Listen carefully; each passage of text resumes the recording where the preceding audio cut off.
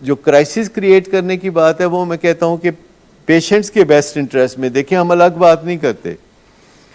والدین کو ہمیشہ کہتے ہیں کہ جب آپ کا بچہ 3 سال کا ہے، 4 سال کا ہے، 5 سال کا ہے، 8-9 سال کا ہے، یعنی ٹین ایجر ابھی نہیں ہوا، تو 4 میں سے ایک بات اس کی مانیں. آپ حیران ہوں گے کبھی نشہ نہیں کرے گا. اگر آج بھی آپ تجربہ کرنا چاہتے ہیں، آپ سب کے گھروں میں 3 4 5 سال کے بچے ہیں، اور اگر آپ ان کی 4 میں سے ایک بات مانیں گے، 3 باتیں نہیں مانیں گے، تو وہ کبھی نشہ نہیں کریں گے. کوئی وضاحت کر سکتا ہے کہ کیسے؟ جس کی 4 میں سے ایک بات مانی جائے گی وہ کبھی نشہ نہیں کرے گا. یعنی نہ سن کے اس کا موڈ خراب نہیں ہوگا. لیکن اگر آپ نے 4 میں سے 5 باتیں مانی ہیں اس نے کہا ایک کھلونا لے کے دو، آپ 2 لے کے دیتے ہو.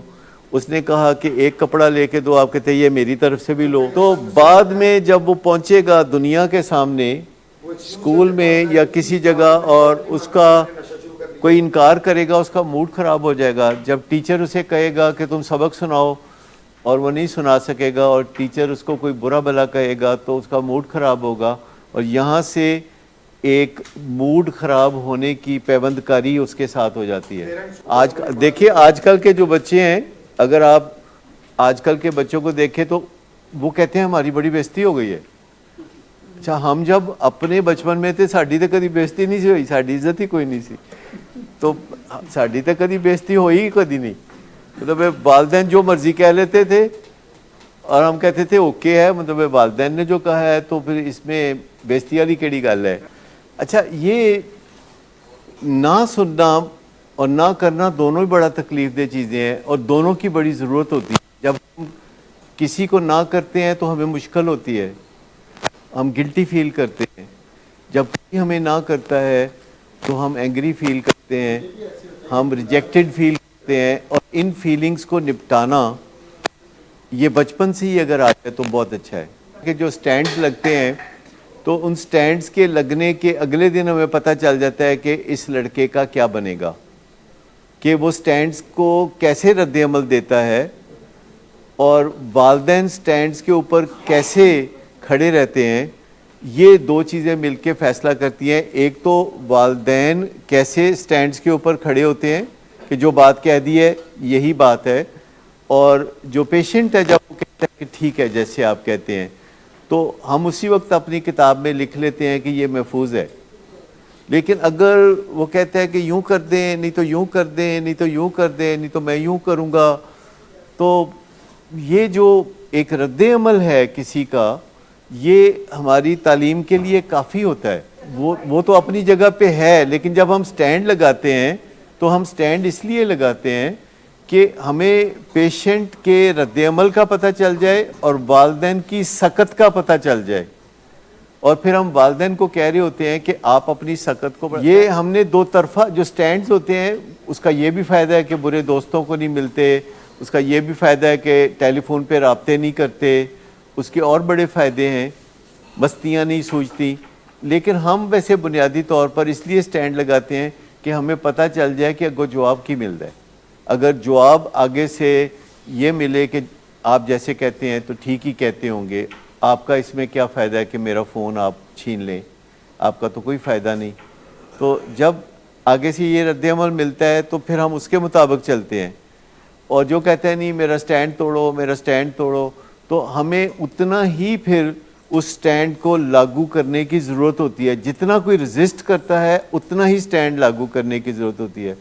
اگر مجھے کوئی کہتا ہے کہ ٹھیک ہے جی، نہیں تو پھر نہ صحیح، کوئی نہیں، میں نہیں چاہیے موبائل، تو میں پھر خود ہی سوچتا ہوں کہ نہیں انہوں دے دینا چاہیے.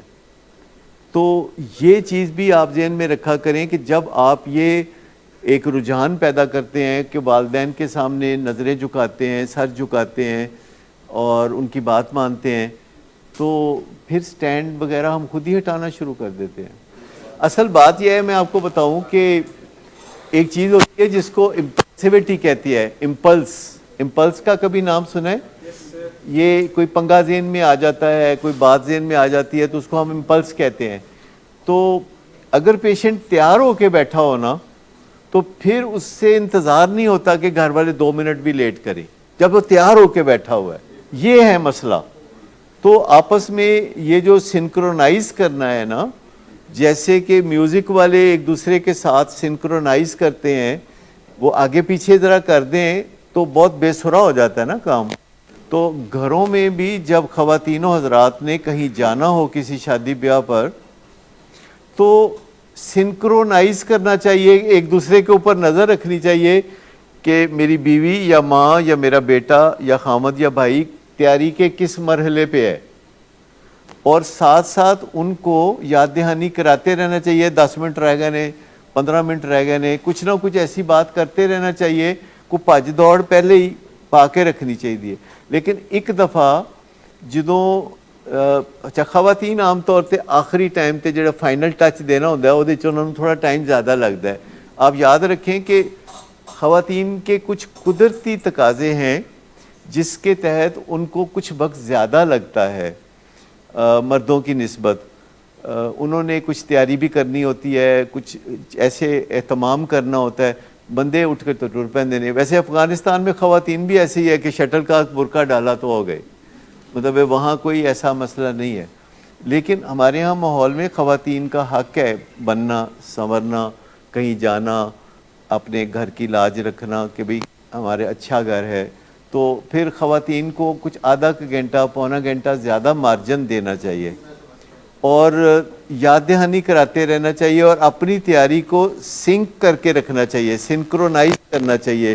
جیسے بلوٹوتھ نہیں ہوتا جس سے معلومات جو ہے لیتے دیتے ہیں, تو گھر میں ایک اکٹھے چلنا یہ بہت اچھی بات ہے, اور ایک دوسرے کے ساتھ صلاح مشورے کرتے رہنا اور ایک دوسرے کو لیٹ ڈاؤن نہ کرنا اور ایک دوسرے کے ساتھ تانا زنی نہ کرنا. جی